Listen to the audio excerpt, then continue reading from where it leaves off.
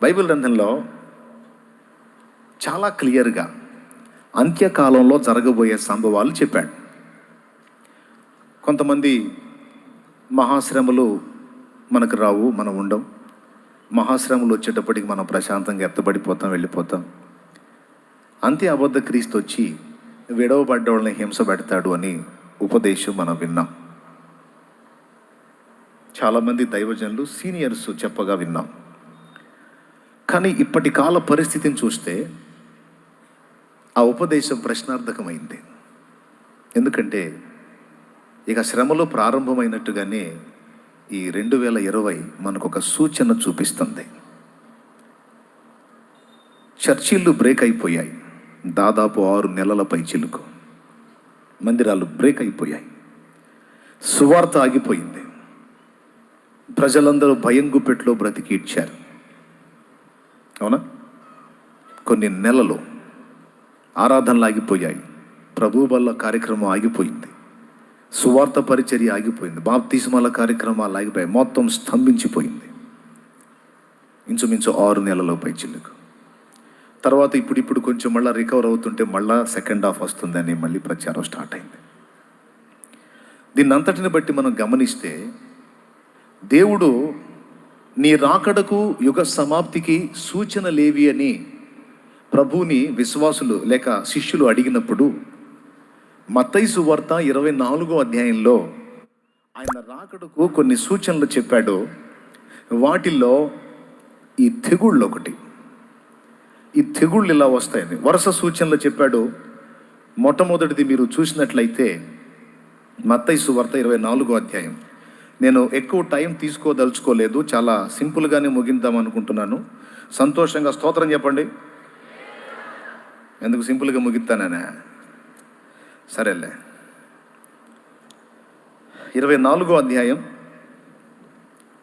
3వ వచనం నుంచి చకచక చదవగలిగే వాళ్ళు ఎవరైనా ఉంటే ఒకసారి చదవటానికి ప్రయత్నం చేయండి.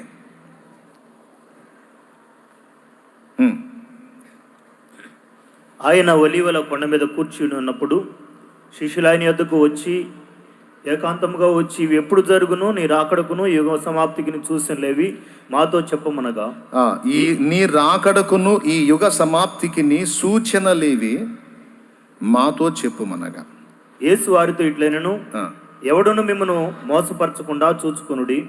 అనేకులు నా పేరిట వచ్చి నేనే క్రీస్తునని చెప్పి పలువురిని మోసపరచెదరు. దేవునికి స్తోత్రం కలుగును గాక. మత్తయి సువార్త 24లో చెప్పిన ఈ మాటలకి ప్రకటన గ్రంథం 6వ అధ్యాయంలో వధింపబడినట్లుండిన గొర్రెపిల్ల ముద్రలు విప్పినప్పుడు జరిగేటువంటి నెరవేర్పుల ఘట్టం 2 ఈక్వల్గా కోడ్ అవుతాయి.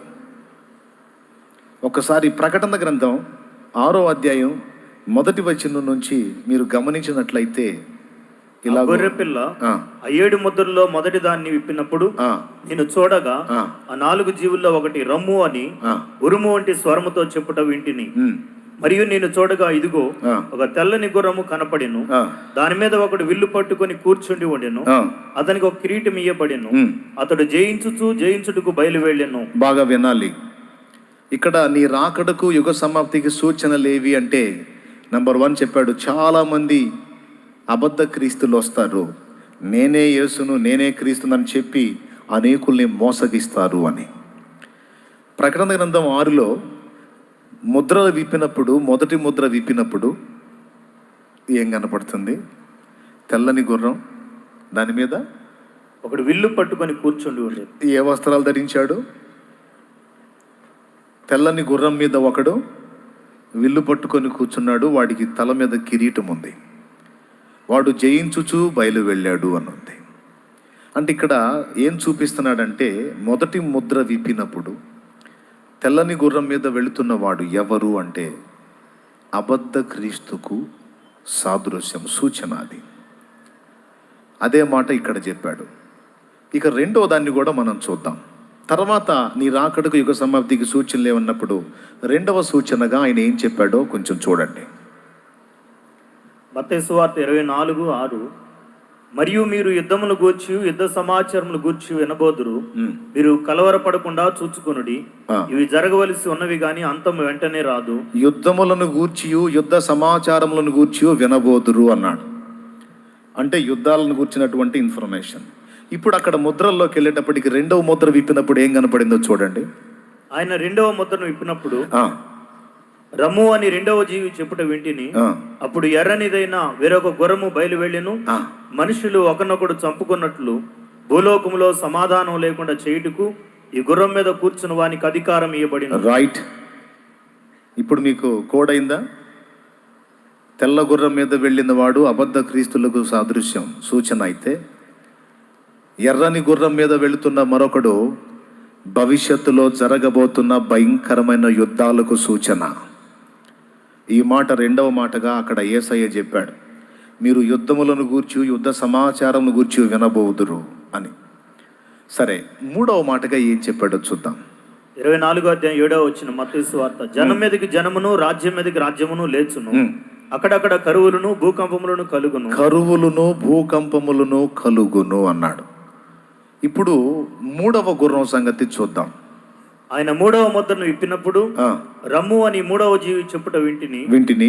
నేను చూడగా ఇదిగో ఒక నల్లని గుర్రము కనపడెను. దాని మీద ఒకడు త్రాసు చేత పట్టుకొని కూర్చుండి ఉండెను. మరియు దేనారమునకు ఒక సేరు గోధుమలనియు దేనారమునకు 3 సేర్లు యావలనియు నూనెను ద్రాక్ష రసమును పాడు చేయవద్దనియు ఆ 4 జీవుల మధ్య ఒక స్వరము పలికినట్లు నాకు వినపడెను. దేవునికి స్తోత్రం కలుగును గాక.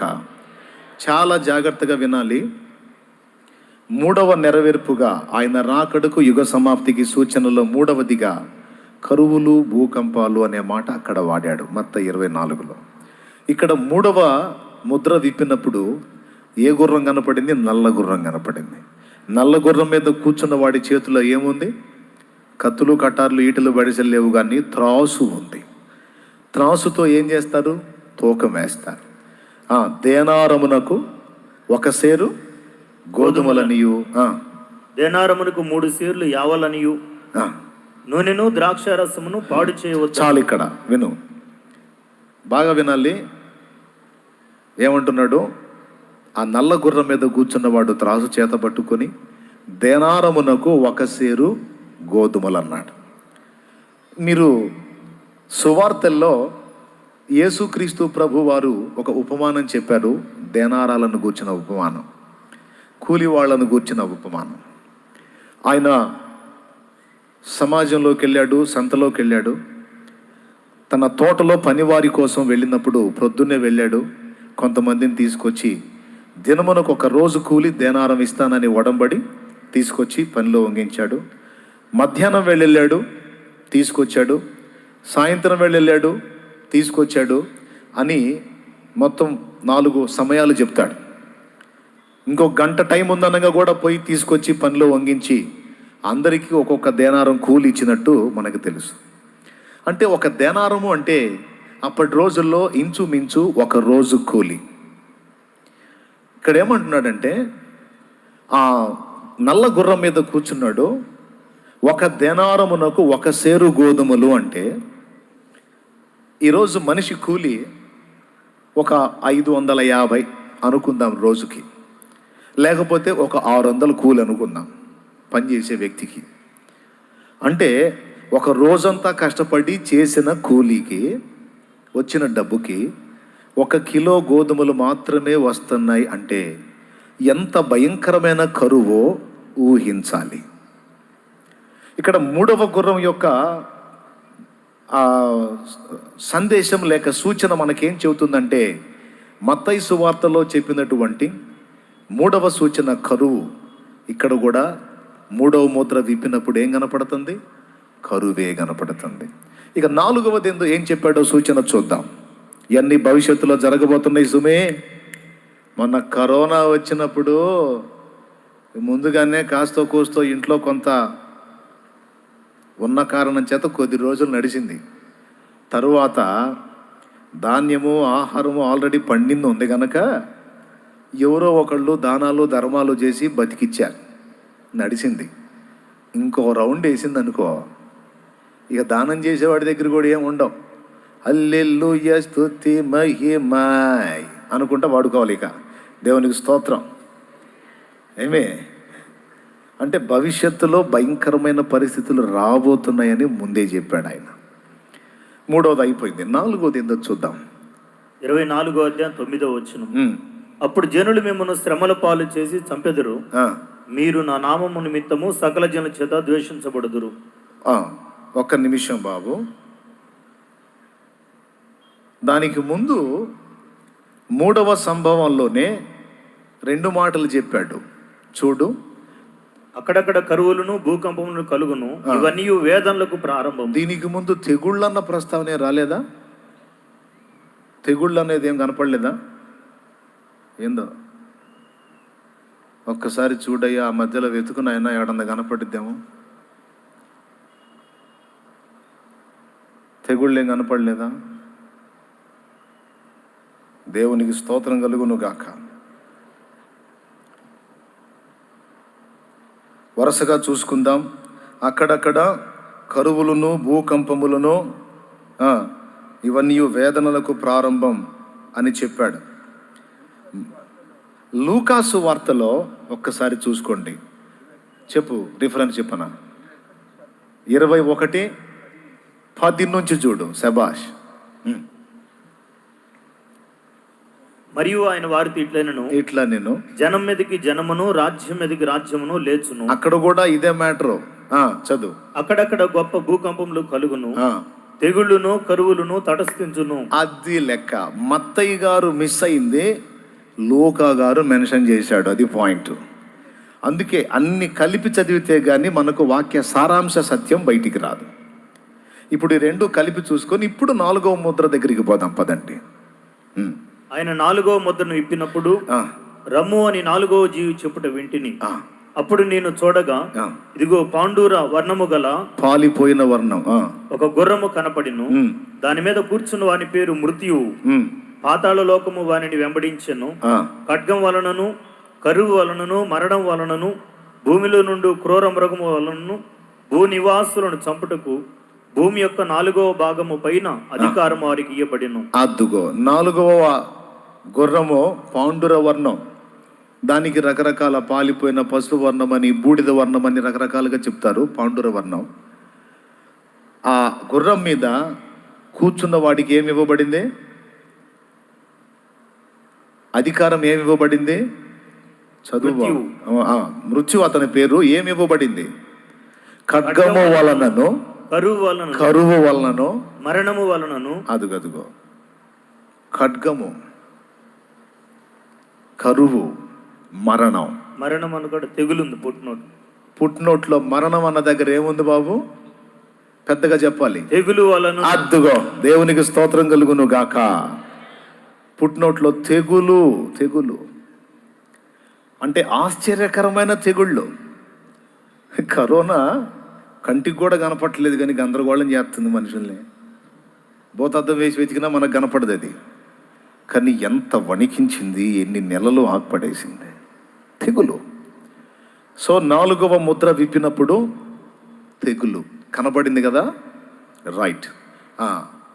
ఇదే మాట లూకాసు వార్తలో మెన్షన్ చేశాడు. అయిపోయింది. ఇప్పుడు 5వ ముద్ర చూడబోయే ముందు మత్తయి సువార్త 24లో 5వ సూచనగా ఏం చెప్పాడో చూడు. నా నామము నిమిత్తము జనులు మిమ్మను హింసించి చంపెదరు. మత్తయి సువార్త 24లో మీరు నా నామము నిమిత్తము సకల జనముల చేత ద్వేషించబడుదురు. అనేకులు అభ్యంతరపడి ఒకరినొకడు అప్పగించుకొని ఒకరినొకడు ద్వేషింతురు. అనేకులైన అబద్ధ ప్రవక్తలు వచ్చి పలువురిని మోసపరచుదురు. అక్రమం విస్తరించిన చేత అనేకుల ప్రేమ చల్లారును. ఇక్కడ ఏం చెప్తున్నాడు? నా నామము నిమిత్తం మీరు ద్వేషించబడతారు, మీలో కొంతమంది హతసాక్షులు అవుతారనే మాట కూడా మెన్షన్ చేయబడింది. అంటే చెప్పకనే చెప్పేశాడు, మనుషుల చేత ద్వేషింపబడతారని. మరో చోట చెప్తాడు మీరు చంపబడతారు. ఇక్కడ కూడా చెప్తాడు. చదువు ఆ తర్వాత. అక్రమం విస్తరించిన చేత అనేకుల ప్రేమ చల్లారును. అంతవరకు సహించిన వాడెవడో వాడే రక్షింపబడు. దేవునికి స్తోత్రం కలుగును గాక. 9వ వచనంలో అప్పుడు జనులు మిమ్మును శ్రమల పాలు చేసి చంపెదరు, మీరు నా నామము నిమిత్తము సకల జనముల చేత ద్వేషింపబడుదురు. చూసారా? నా నామం నిమిత్తం జనులు మిమ్మల్ని ద్వేషించి చంపుతారు. అంటే సంఘములో కొంతమంది హతసాక్షులు అవుతారు. 5వ ముద్ర విప్పినప్పుడు అక్కడేం కనపడుతుందో చూడు త్వరగా. ఆయన 5వ ముద్రను విప్పినప్పుడు దేవుని వాక్యము నిమిత్తము తామిచ్చిన సాక్ష్యం నిమిత్తమును వధింపబడిన వారి ఆత్మలను బలిపీఠము కింద చూచితిని. అద్దుకో, ఇక్కడ హతసాక్షులు అవుతారని చెప్పాడు. 5వ సంభవంగా ముద్ర విప్పినప్పుడు 5వ ముద్ర నెరవేర్పేంటి? హతసాక్షులు. ఈ రకంగా మొత్తం కోట్ చేసుకోవచ్చు. అయితే ఇప్పుడు తెగుల దగ్గర ఆగుదాం. ఎందుకంటే ఇంకా నెరవేర్పులన్నీ దానికి దీనికి పోల్చి చూసుకొని వర్ణించుకోవచ్చు, కానీ టైం చాలదు. నేను ముందే చెప్పాను చాలా సింపుల్గా ముగిస్తానని. ఈరోజు మాట మీద నిలబడదాం అనుకుంటున్నా. దేవునికి స్తోత్రం కలుగును గాక. హల్లెలూయా. ఇప్పుడు దీన్ని బట్టి ఏమర్థమవుతుంది అంటే, ఆయన రాకడకు జరిగేటువంటి సంభవాలలో తెగుళ్ళు వస్తాయి. తెగుళ్ళు ఎప్పుడు రాలేదు? ఇది ప్రశ్న. కరువులు ఎప్పుడు రాలేదు? భూకంపాలు ఎప్పుడు రాలేదు? అబద్ధ క్రీస్తులు అనేవాళ్ళు ఆ 1వ శతాబ్దం నుండి ఇప్పటిదాకా ఎంతమంది రాలేదు? అరే నీ రాకడకు సూచన చెప్పవయ్యా అంటే అన్ని మామూలు సంగతులే చెబుతాడేమిటి పెద్ద ఆయన అనేది ఒక ప్రశ్న. దానికి సమాధానం ఏంటంటే, అబద్ధ క్రీస్తులు వచ్చారు చాలామంది, కానీ వాళ్ళు కొంతమందిని కొన్ని ఏరియాలని మాత్రమే ప్రభావితం చేశారు. యేసయ్య రాబోయే ముందు ఒక అబద్ధ క్రీస్తు రాబోతున్నాడు. వాడు అంత్య అబద్ధ క్రీస్తు. వాడు ఎంత పనోడంటే, అంతకుముందు చాలామంది వచ్చారు కానీ అవన్నీ చిన్న చిన్న డోసులు, కొంతమందిని మాయ చేశారు. వీడు ఏకదం టోటల్ ప్రపంచం మొత్తాన్ని బురిడి కొట్టిస్తాడు, తానే క్రీస్తునని. అది స్పెషల్. అర్థమైందా? కరువులు భూకంపాలు వస్తాయి, కానీ గత కాలంలో వచ్చినట్టు కాదు. ఫైనల్లో రాబోయేది ఏదైనా ప్రపంచ రికార్డు అన్నమాట. తెగుళ్ళు వస్తాయి. తెగుళ్ళు ఎప్పుడు రాకుండా ఉన్నాయి? అప్పటి నుంచి ఇప్పటిదాకా వస్తున్నాయి. కానీ యేసయ్య రాకడకు ముందు వచ్చేటువంటి తెగుళ్ళు ఒక రాష్ట్రాన్నో, ఒక జిల్లాన్నో, ఒక దేశాన్నో, ఒక ప్రాంతాన్నో ప్రభావితం చేసేవి కాదు. టోటల్ ప్రపంచమే స్తంభించిపోయేంత గొప్ప తెగుళ్ళు రాబోతున్నాయి అన్నాడు. ఆ సూచన కరోనా వలన మనకి చాలా క్లియర్గా కనబడుతుంది. ఎంతమందికి అర్థమైంది? కరోనా వల్ల ఎఫెక్ట్ అయింది ఒక రాష్ట్రం, ఒక జిల్లా, ఒక దేశం, ఒక ప్రాంతమా? టోటల్ ప్రపంచమా? అందరూ చెప్పాలి నోరు తెరిసి. రైట్. ఇప్పుడు దీన్ని బట్టి ఆయన చెప్పినటువంటి సూచనలు నెరవేరేటువంటి ఈ ఘట్టంలో సంఘం భూమి మీదే ఉందా, వెళ్ళిపోయిందా? ఇక ముందుకునూ ఉంటుంది. అర్థమైందా? ఇక ముందుకునూ ఉంటుంది. ఇంకా చెప్పాలంటే లేఖనాన్ని చాలా జాగ్రత్తగా అధ్యయనం చేస్తే అంత్య అబద్ధ క్రీస్తును కూడా మనం ఎదుర్కోవాల్సి ఉంటుంది. ఇప్పుడు నేను కూడా పుట్టి పెరిగిన సంఘం, శ్రమలకు ముందే సంఘం వెళ్ళిపోయిద్దని నమ్మిన సిద్ధాంతంలో పుట్టి పెరిగినోడే నేను కూడా. కానీ లేఖనాన్ని అధ్యయనం చేసినప్పుడు ఆ ఉపదేశాన్ని మనం ఆధారం చేసుకుంటే కొంచెం ప్రమాదం ఉంది. అంత్య అబద్ధ క్రీస్తు పాలనలో సంఘం ఉండకుండా వెళ్ళిపోయేది నిజమే. వెళ్ళిపోతే మనకే ఇబ్బంది లేదు. కానీ దేవుని చిత్త ప్రకారం సంఘము అంత్య అబద్ధ క్రీస్తుని ఎదుర్కొనేటువంటి టైములో భూమి మీద ఉందనుకో, ఆ బోధ విన్న వారందరూ బలవుతారు. విశ్వాసం బ్లాస్ట్ అయిపోయింది. ఎందుకంటే వాడు వచ్చేటప్పటికి మనం వెళ్ళిపోతామని ఫిక్స్ అయ్యాం, కానీ తీరా చూస్తే వాడు వచ్చేసరికి మనం ఉన్నాం. అప్పుడు చాలామంది విశ్వాసుల యొక్క విశ్వాసం దెబ్బతినే అవకాశం ఉంటుంది. అందుకని రెంటిని పరిశీలించి అన్ని రకాల భక్తులు చెప్పినటువంటి విషయాల్ని పరిశోధించి నా మట్టుకు నేను కూడా వాక్యాన్ని ధ్యానించి స్పష్టంగా నేను గ్రహించింది ఏంటంటే, అంత్య అబద్ధ క్రీస్తు యొక్క పరిపాలనలో కొంతకాలం, ఒకవేళ 7 సంవత్సరాలు వాడు పాలన జరిగిస్తే అందులో 3.5 ఏళ్ల వరకు మనం వాడిని ఎదుర్కోవడానికి దేవుడు నిర్ణయించాడు. 1260 దినములు తప్పనిసరిగా మనం వాడిని ఫేస్ చేయాలి. శ్రమ లేదు, సంతోషమే, సుఖమే, ఆనందమే, మనకి అగచాట్లు లేవు, శ్రమ లేదు అనే నిద్రపుచ్చేటువంటి పరిస్థితిని మానుకోవాలి. శ్రమలకు ఆత్మీయ నాయకులు రెడీ అయి ప్రతి నాయకుడు తన మందను సిద్ధపరచాలి. ఎందుకంటే లేఖనం నిరర్థకం కాదు. మన నాయకుడు శ్రమల వలన సంపూర్ణ సిద్ధి పొందాడు. ఆయన పిల్లలంగా, ఆయన ఫాలోవర్స్గా, ఆయన అనుసరించే అనుసరులంగా అపోస్తలులు ఎలాగూ శ్రమ పొంది పరిపూర్ణులయ్యారో సార్వత్రిక సంఘం కూడా శ్రమలలోనే శుద్ధ సువర్ణం కావాలి.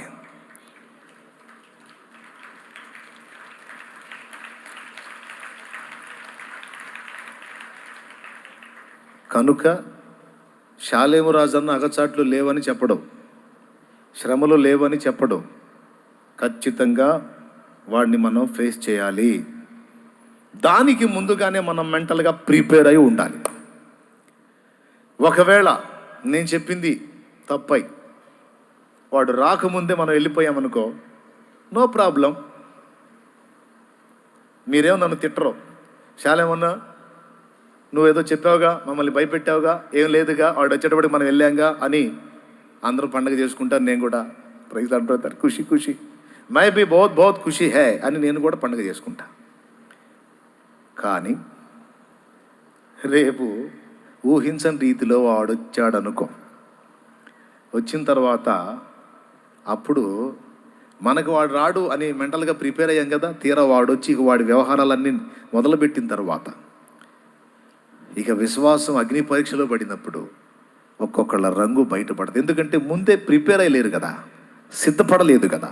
అందుకు ఖచ్చితంగా డేంజర్లో పడతారు. కనుక ఏది నమ్ముట మంచిది? మనకి శ్రమ ఉంది అని నమ్మటం మంచిదా? లేదు మనమేముండం వెళ్ళిపోతాం అని నమ్మటం మంచిదా?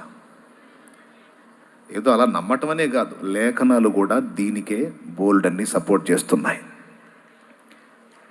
కాబట్టి తొందరపడి వేరే రకంగా ఆలోచించకుండా ఒక ఆయన కామెంట్ పెట్టాడు, ఏంది ధనాపేక్షకు లోనై డబ్బుకి కకుర్తిపడి శ్రమల్లో సంఘం ఉంటుంది అని చెబుతున్నావు నువ్వు. అడిగి మైండ్ ఉందో లేదో నాకు అర్థం కావట్లే. విమర్శ చేసేటప్పుడు పద్ధతి పాడు లేదా? నీకు ఏ శ్రమలు ఉండవు, నీకు శుభ్రంగా నువ్వు ఒక్క రోజులో కరోడ్పతి అయిపోతావు, నీకు మామూలుగా ఉండదని చెప్పేవాడికి పైసలు ఇస్తారా?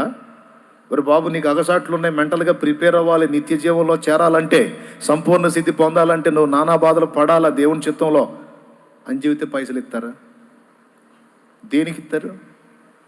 అస్సలు నొప్పింపక తానొవ్వక అనే బోధ చేసి నీకు మామూలుగా ఉండదో అస్సలు అట్లా ఇట్లా అని చెబితే అబ్బా దేవునికి స్తోత్రం హల్లెలూయా అన్న అకౌంట్ నెంబర్ చెప్పు అంటారు. రాయ్ అవసరమైతే అన్నీ పోగొట్టుకోవాల్సి వచ్చింది, క్రీస్తు కోసం ప్రాణం ఇవ్వాల్సి వచ్చింది అని చెబితే అన్న అకౌంట్ నెంబర్ చెప్పంటారా? ముందే చెబుతున్నాడు అన్ని వదిలిపెట్టేసుకోవాలని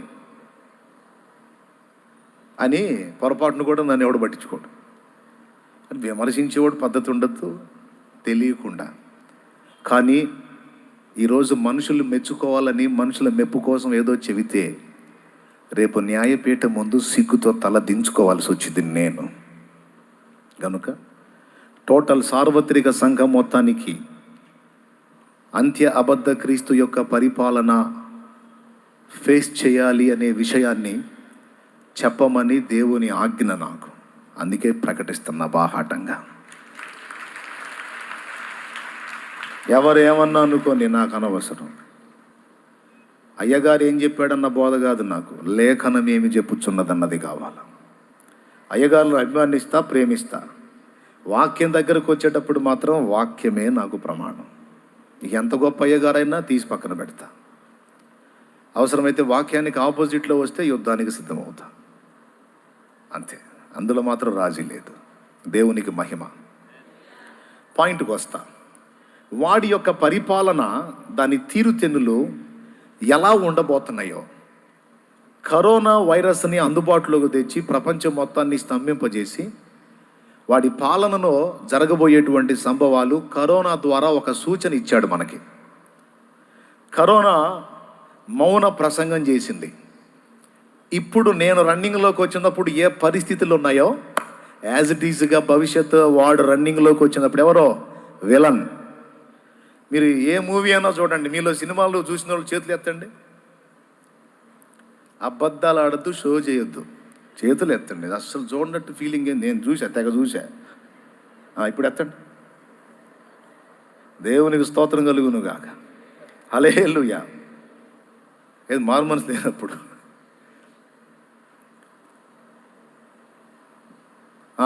ఇప్పుడు చెప్పండి, ఫస్ట్ విలన్ వచ్చి హడావుడి చేస్తాడా, హీరో వచ్చి హడావుడి చేస్తాడా?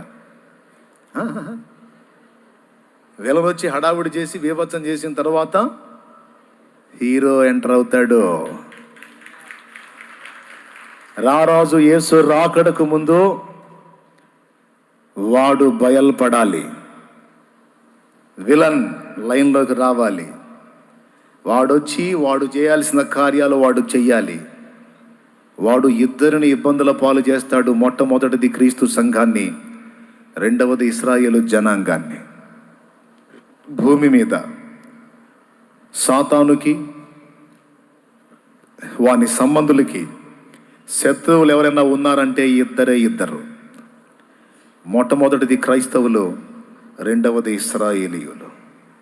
వీళ్ళిద్దరూ సత్యదేవుణ్ణి ఎరిగిన వాళ్ళు గనుక సాతానుకు వీరు ప్రథమ శత్రువులు గనుక వాడు ఖచ్చితంగా మన మీద ఫైట్ చేయడానికి వాడు బయలుపడతాడు. బయలుపడి ఆయన సంబంధుల్ని వాడు ఇబ్బంది పెడుతున్న ఘట్టంలో, ఆ శ్రమలో మనం పరిపూర్ణ సిద్ధి పొందటం అయిన తరువాత కడబూర మ్రోగగానే ఆయన ప్రత్యక్షమవుతాడు. హీరో రాకకు ముందు విలన్ లైన్లోకి వచ్చినప్పుడు ఏమేం జరుగుతాయో కరోనా మనకి జస్ట్ ఒక పాఠం ఇచ్చింది. మీకు పెన్ను పేపర్ ఉంటే రాసుకోండి, పోలికలు ఈక్వల్గా సింక్ అవుతాయి. మొట్టమొదటిది, కరోనా వైరస్ అందుబాటులోకి వచ్చినప్పుడు ఖచ్చితంగా ముఖానికి చేతులకి, ముఖానికి మాస్కు, చేతులకి గ్లౌజులు. అంత్యాబద్ధ క్రీస్తు లైన్లోకి వచ్చినప్పుడు చేతి మీద కానీ ముఖం మీద కానీ వాడి ముద్ర వేయించడానికి లైన్లోకి తెస్తాడు. మొదటిది, కరోనా మౌనంగా చెప్తుంది, హలో నేను వచ్చినప్పుడు ఏం చేశానో వాడు కూడా అంతే చేస్తాడు అని రాసుకోండి. రెండవది, తెగుళ్ళు రకరకాలుగా చాలా వచ్చినాయి కానీ కొన్ని ఏరియాలకి కొన్ని ప్రాంతాలకి పరిమితమైనాయి. కరోనా లైన్లోకి వచ్చినప్పుడు టోటల్ ప్రపంచాన్ని చుట్టింది. ఇప్పుడు మళ్ళీ రెండో రౌండ్ ప్రారంభమైందని చెప్తున్నారులే, అది ఆగిపోవును గాక యేసునామంలో. నమ్మి ప్రార్థన చేద్దాం, తర్వాత ఆయన చెప్తాం. అంత్య అబద్ధ క్రీస్తు పాలనలోకి వచ్చినప్పుడు ఒక ఏరియాని, ఒక ప్రాంతాన్ని, గత టోటల్ ప్రపంచం మొత్తాన్ని వాడు ప్రభావితం చేస్తాడు. 2, కరోనా ఎట్లయితే ప్రపంచాన్ని చుట్టిందో. మూడవది, చర్చీలు, గుళ్ళు, మసీదులు మొత్తం బ్రేక్. Corona effect. తన్ని మరీ బయటికి పంపించారు. మసీదు వీడియో ఒకటి పెట్టారు. పాపం లోపలికి వెళ్ళి నమాజ్ చేసుకునే వాళ్ళు పోలీసు వాళ్ళు కర్రలు ఇరిగిన దాకా బాధారు. అరే పాపం భక్తి కోసం పోయారని కూడా కనికరం చూపల. భక్తి కోసం అది అని ఇదని పోయి వైరస్ తగిలించి మొత్తాన్ని ఇచ్చేస్తారా అని బాధి పడేశారు. అవునా? తెలుసుగా మీకు. అంత్య అబద్ధ క్రీస్తు పాలనలో లేఖనమే చెప్తుంది. తెస్సలోనికయులకు రాసిన 2 పత్రిక 2వ అధ్యాయము 3వ వచనం నుంచి మీరు చూస్తే, త్వరగా ఇంట్రెస్ట్ ఉంటే తీయండి, రిఫరెన్స్ రాసుకోండి, లేకపోతే వదిలేసేయండి మీరు మేధావులైతే.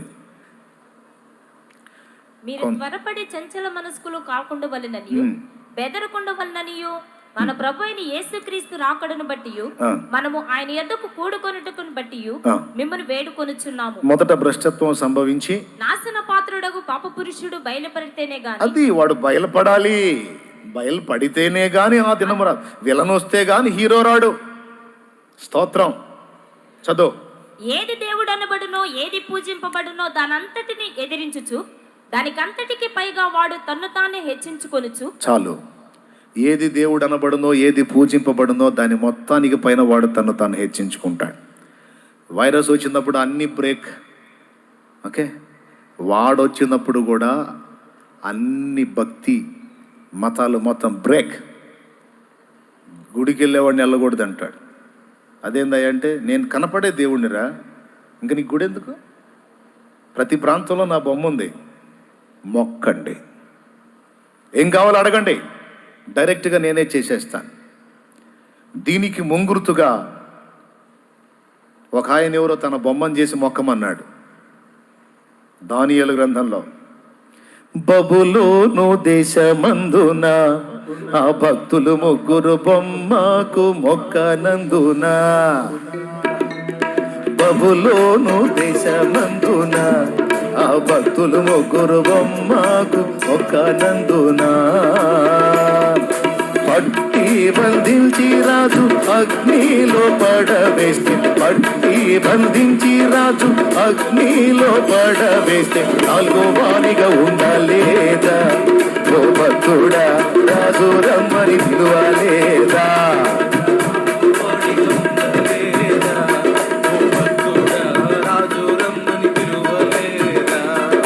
భయము చెందకు భక్తుడా, ఈ మాయలోక ఛాయలు చూసినప్పుడు, భయము చెందకు భక్తుడా,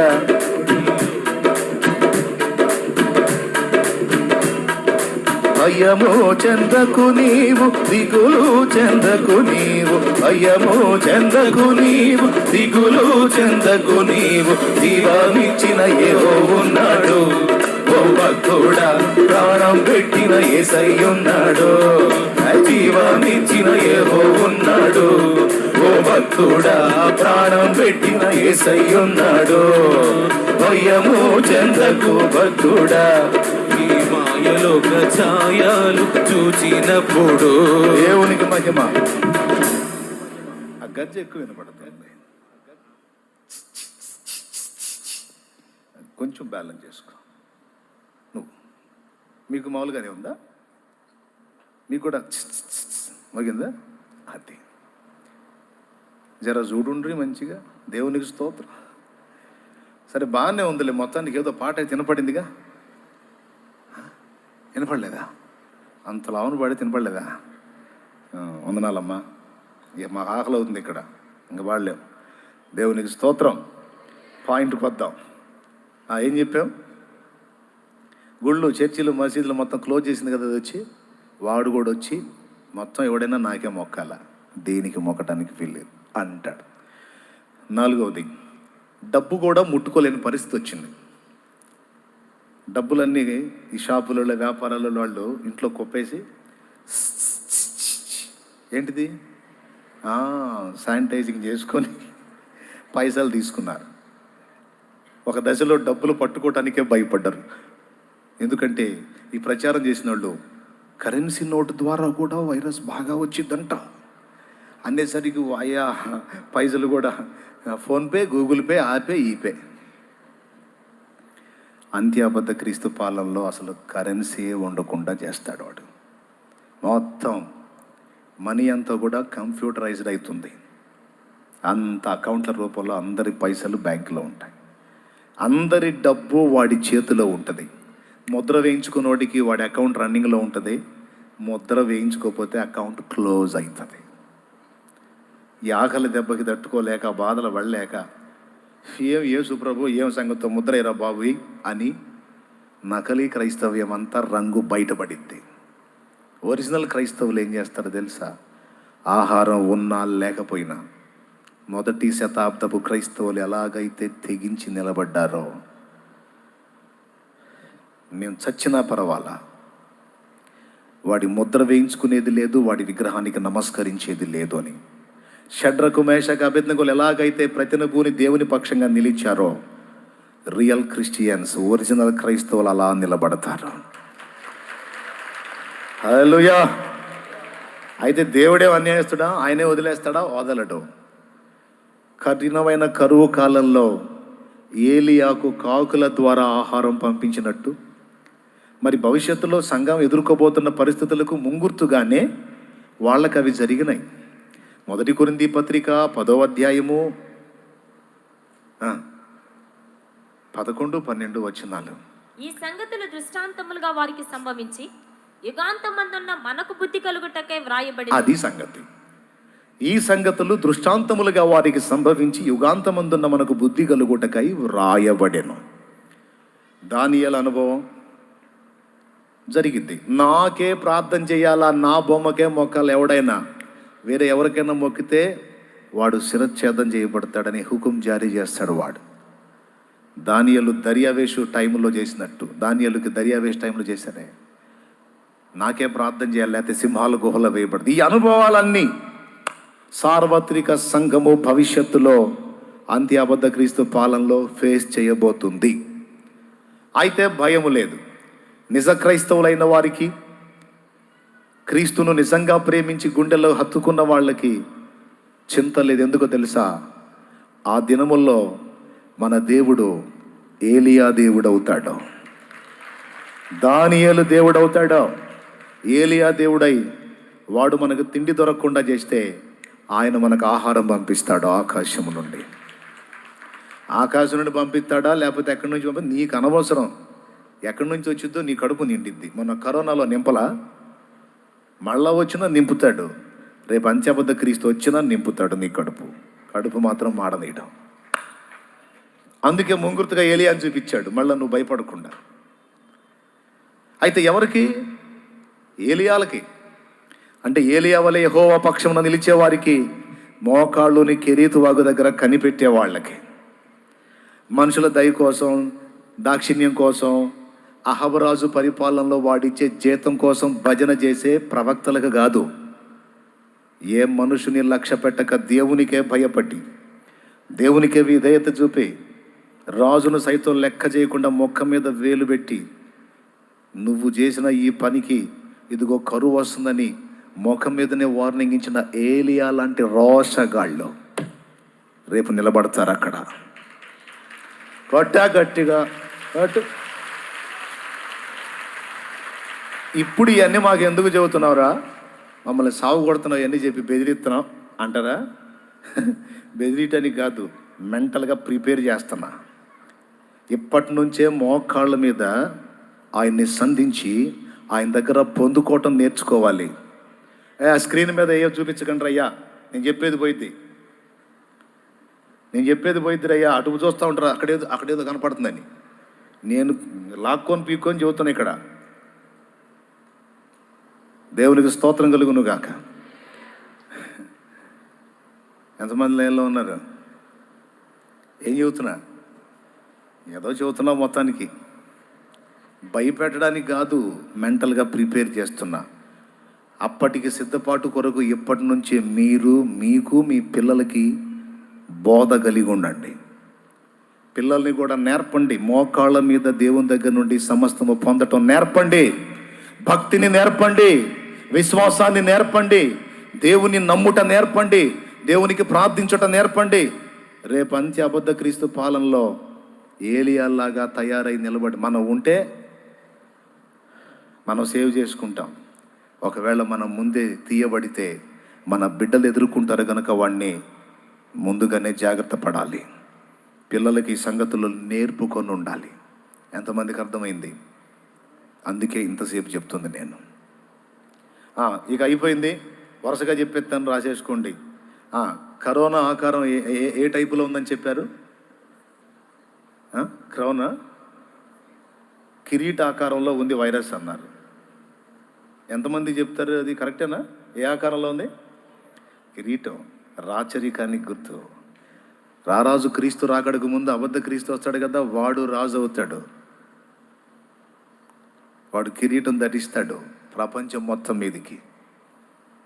కరోనా వైరస్ కిరీట ఆకారంలో చూపిస్తూ ఉంది వాటి రాచరికాన్ని. మొత్తం దాని గురించి థింక్ చేసినప్పుడు నాకు కలిగిన తలంపులు నేను చెప్తున్నాను. దేవునికి మహిమ, హల్లెలూయా.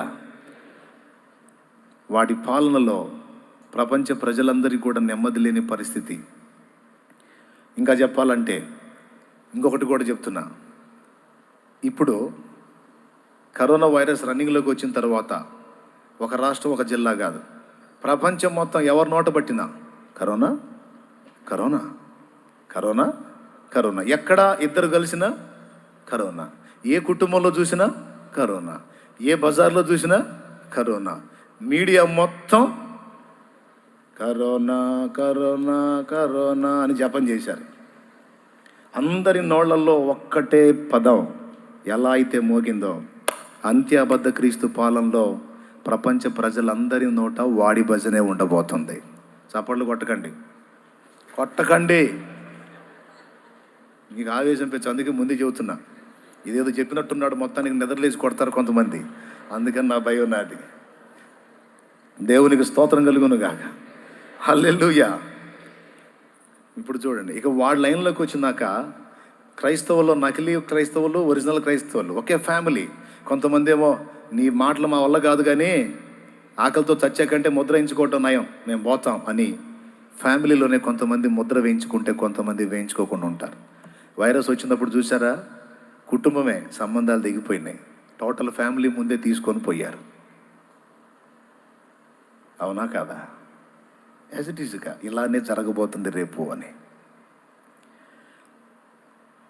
అనేక మంది ప్రాణాలు కోల్పోతారు. ముఖ్యంగా దేవుని సంబంధులైన వాళ్ళు కొంతమంది, అందరూ కాదు కొందరే. ఎంతమంది అయితే హతసాక్షుల లిస్టులో ఉంటారో వాళ్లకు మాత్రమే హతసాక్షి మరణం దొరుకుతుంది.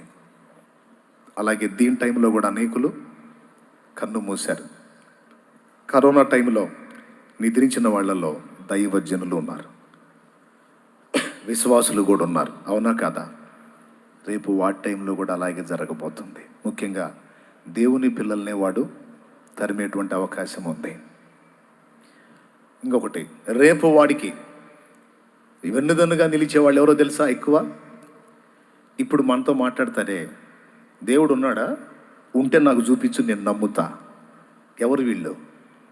పెద్దగా చెప్పండి. రైట్, కరోనా వైరస్ ఎక్కడి నుంచి వచ్చింది? దేవుణ్ణి నమ్మని నాస్తిక దేశాల్లో నుంచి వచ్చింది. ఈ రకంగా పోల్చి చూసుకుంటే సూపర్గా సెట్ అవుతుంది. దేవునికి స్తోత్రం కలుగును గాక. ఏమండి, ఇంకొకటి కూడా చెప్తా. మరి భయంతో వచ్చారో, చావుకు భయపడి వచ్చారో, భక్తితో వచ్చారో తెలియదు కానీ దాని టైంలో మిగిలిన వాళ్ళ సంగతి ఏవో కానీ యేసుప్రభు బిడ్డలు మాత్రం తెగ ప్రార్థనలు చేశారు. అసలు లైవ్లో ఎవరన్నా వాక్యం చెప్పని కళ ఆడిపోయినాయి. భక్తి కట్టలు తెంచుకుంది మన వాళ్ళకి. రేపు వాడు రన్నింగ్లోకి వచ్చినప్పుడు ఒరిజినల్ భక్తి అందుబాటులోకి వచ్చేస్తుంది. అందరూ దేవునికి బాగా దగ్గర అయిపోతారు. యాసిడ్ తెలుసా మీకు? యాసిడ్ ద్రవరూపక అగ్ని. యాసిడ్ బంగారం, ఒరిజినల్ బంగారం అనుకో, ఈ యాసిడ్ తెచ్చి దాని మీద వేసామనుకో, ఆ ఉన్న కాస్త కోస్త మురికి కూడా పోయి ఇంకా దగదగదగలాడిద్ది.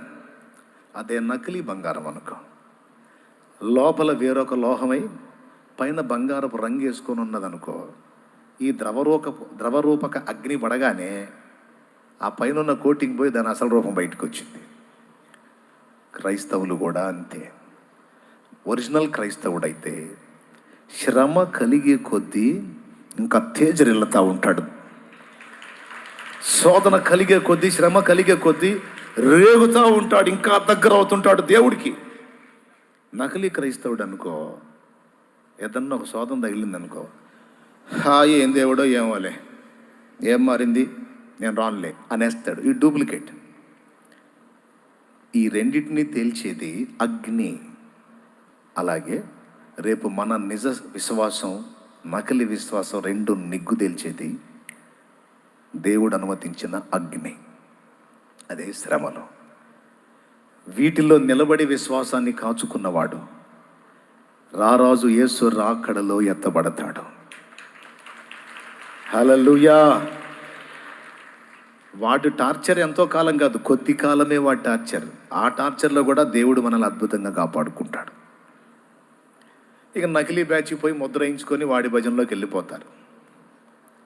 ఒరిజినల్ క్రైస్తవులు నిజదేవుని మీద ఆధారపడి, నజరేయుడగు యేసే మా క్రీస్తు. నువ్వెవరివిరా? నువ్వు క్రీస్తు అంటే మేము ఒప్పుకోం. సిలువ వేయబడి పాపుల కొరకు ప్రాణం పెట్టి తిరిగి మృత్యుంజయుడై మూడవ నాడు లేచి 40 దినములు అగుపించి ఆకాశానికి ఒలీవల కొండ మీద నుండి ఆరోహణమైన ఆ యేసే ఆ నజరేయుడుగు యేసే మా రక్షకుడు, మా ప్రభు, మా క్రీస్తు. ఆయనకు తప్ప మరి ఎవ్వనికి దేనికి మేము సాగిలపడం అని రోషంగా గర్జిస్తారు. Praise the Lord. ఆ మెట్టులో మీరందరూ ఉండాలని నేను కోరుకుంటున్నా. ఎందుకంటే ఈ సన్నివేశాలు ఇంకా బోల్డన్ ఉన్నాయి, కానీ టైం లేదులే.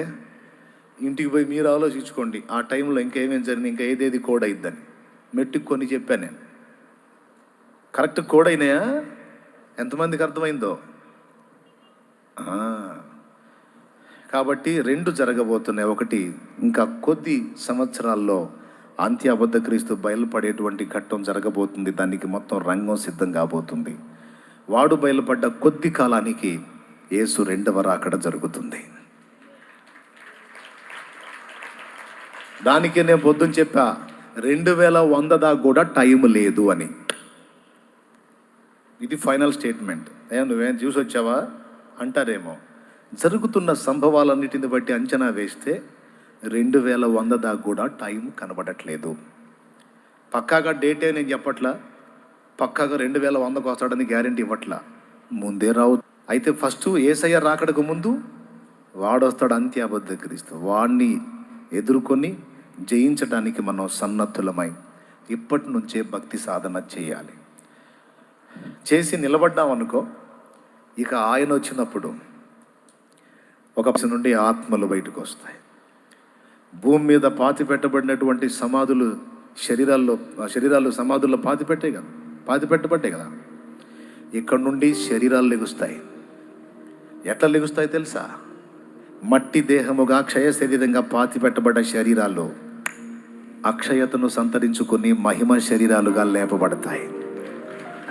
ఎక్కడి నుంచి మహిమ శరీరం, అక్కడి నుండి పరదైసు నుండి ఆత్మ, రెండు కలిసి నిమిషములో ఒక రెప్పపాటులో కలిసిపోయి యేసయ్య ముందు నిలబడతాం. ఫస్ట్ మృతులు లెగుస్తారు. ఒకవేళ ఆయన రాకడ వరకు మనం సజీవులుగా ఉంటే మనం ఇక చచ్చిపోయే అవసరం ఉండదు. మనం మార్పు చెందుతాం. మన లక్కీ ఛాన్స్ కుదిరి మనం ఉండగానే ఆయన వస్తే సత్య అవసరం కూడా లేదు. ఇక దేవునికి స్తోత్రం. లేదు, ఆయన ఒకవేళ మరి ముందే మనల్ని పిలిస్తే కొద్దిగా నిద్రపోవాలి కొద్ది రోజులు. ఈ బాడీ ఆత్మ అయితే పరిశుద్ధుల దగ్గరికి వెళ్ళిపోద్ది అనుకో, జస్ట్ ఒక చిన్న నిద్ర అంతే. తర్వాత రారాజు కేక వేస్తాడు. అప్పుడు సమాధులన్నీ క్రీస్తు యేసునందుండి మృతులైన వారు మొదట లేతురు. ఆ మీదుట సజీవులమై నిలిచుండు మనము వారితో కూడా ప్రభువుని ఎదుర్కొంటాము. ఎక్కడికి వస్తాడు? ఆయన మధ్యాకాశానికి వస్తాడు. సంఘం ఇక్కడ నుండి అక్కడికి వెళ్తుంది. దీనికి ముంగుర్తుగానే ఇస్సాకు రిబ్కాల పరిణయం. ఇస్సాకు తన గుడారాన్ని వదిలిపెట్టి పొలంలోకి వచ్చాడు. రిబ్కా తన ప్రాంతం వదిలిపెట్టి ఇస్సాకున్న దగ్గరకు వచ్చింది. ఇస్సాకున్న గుడారంలోకి పోలా రిబ్కా. గుడారం వదిలి పొలంలోకి వచ్చాడు. అలాగే ఆయన మహిమలో నుండి మధ్యాకాశానికి వస్తాడు. సంఘం అక్కడికి వెళ్ళింది. ఇక సంఘాన్ని తీసుకొని వెళ్ళి క్రీస్తు న్యాయపీఠపు తీర్పు అయిపోయినాక పెండ్లి, గొర్రెపిల్ల వివాహం, పెండ్లి విందు, ఆ తరువాత సంఘంతో కలిసి ఇశ్రాయేలును రక్షించడానికి మళ్ళా భూమి మీదకి ఆగమనం, ఇశ్రాయేలును రక్షించి ఆ విడవబడ్డ సమూహంతో 1000 ఏళ్ల నీతి పాలన ప్రారంభం. ఏది గట్టిగా సంతోషంగా కొట్టేసేయండి చప్పట్లు. మరి ముగించేసేద్దాం. ఎవరైతే ఆయన కొరకు స్థిరంగా నిలిచారో, ఆయన ఇచ్చిన అవకాశం వినియోగించుకొని మారు మనసు పొంది బాప్తిస్మం పొంది పరిశుద్ధపరచబడ్డారో, ఆయన రక్తంలో తమ జన్మ కర్మ పాపాలు కడిగేసుకొని పరిశుద్ధులై విశ్వాసులు నిలిచి ఉన్నారో వారందరూ ఎత్తబడతారు. ఎంతమంది ఉన్నారు? ఆయన చెప్పిన మాట ఎంతమంది విని మారు మనసు పొందారో పొందలేదో నాకైతే తెలియదు. ఇప్పుడు చెప్తున్నా, రేపు మాతో పాటు నువ్వు కూడా యేసయ్య రాకడలో ఎత్తబడాలంటే మర్యాదగా మారు మనసు పొంది ప్రభు అయిన యేసుక్రీస్తు నీ కొరకు ప్రాణం పెట్టి తిరిగి లేచాడని నమ్మి పాపక్షమాపణ నిమిత్తం బాప్తిస్మం పొందు. నిన్ను చర్చికి రానిచ్చే సైతాను బాప్తిజం మాత్రం పొందనీడు. ఎందుకంటే అది పొందితే ఆయన ఆజ్ఞకు విధేయత చూపి నీవు రక్షింపబడతావు. నమ్మి బాప్తిజం పొందువాడు రక్షింపబడు, నమ్మని వానికి ఉందా అది. అందుకని నీ రక్షణని అడ్డగిస్తాడు కనుక వాడిని ఇస్సిరి అవతల కొట్టి, నిన్ను అడ్డగించే వాళ్ళు ఎవరినైనా నోరు మొయ్ అని మూపించి అర్జెంటుగా పాపక్షమాపణ నిమిత్తం బాప్తిజం పొంది పరిశుద్ధాత్మ అభిషేకం కొరకు ప్రార్థన చేసుకుని ఆత్మతో నింపబడి ఇక యేసయ్య కోసం సాక్షిగా బతుకు. యేసయ్యను నమ్మి ప్రార్థన చేసి ఆయన మార్గంలో నడుస్తున్న నీకు అన్ని సంగతులు అన్ని బాధ్యతలు ఆయనే చూసుకుంటాడు. ఆయనను నమ్మి ఆయన మీద ఆనుకున్న నీకు సకల బాధ్యతలు ఆయనే చూసుకుంటాడు. నేను వచ్చాను ఆయన మార్గంలోకి, నాటి నుంచి నేటి వరకు నా సమస్త విషయాలు ఆయనే చూసుకున్నాడు. నీకేం బాబు శుభ్రంగా సేవ చేస్తున్నాం, మేము కష్టం చేసుకోవద్దు. హలో, నేను కూడా చేశా. యేసయ్యను నమ్ముకొని కొన్ని దినములు సంవత్సరాలు కష్టపడి రెక్కలు ముక్కలు చేసి చాకిరి చేశా. అయితే అంతకుముందు ఎన్నో రకాల కష్టాలు పడ్డాను, కానీ ఏ దారి దొరకలా. యేసు రక్తంలో కడగబడి పరిశుద్ధపరచబడి వాక్యక్రమంలో నడుచుకుంటూ ఉన్నప్పుడు చేసిన పనులు సఫలత పొందటం మొదలుపెట్టినాయి. బంధకాలు తెగిపోయాయి. ఆశీర్వాదం అంటే ఏంటో అనుభవించాను. అది చూసి ఆ ఆనందం తట్టుకోలేక 10 మందికి చెబుదాం, రక్షిద్దామని సేవకు వచ్చాను. అర్థమైతే ఒకసారి స్తోత్రం చెప్పండి.